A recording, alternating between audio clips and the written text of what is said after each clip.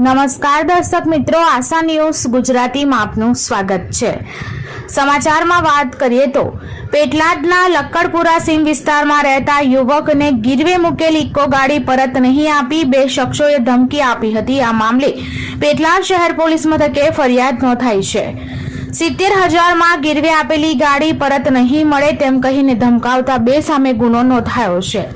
પેટલાદ તાલુકાના લક્કડપુરા સીમમાં રહેતા હિતેશભાઈ રાજુભાઈ ઠાકોરે લોનથી ઇકો કાર લીધી હતી। તે દરમિયાન હિતેશભાઈને પૈસાની જરૂર પડતા તેઓએ ખંભાત તાલુકાના કલમસરના અનિરુદ્ધસિંહ સિંધાના કહેવાથી ₹70,000 માં કટા નામના શખ્સને ગાડી ગીરવે આપી હતી।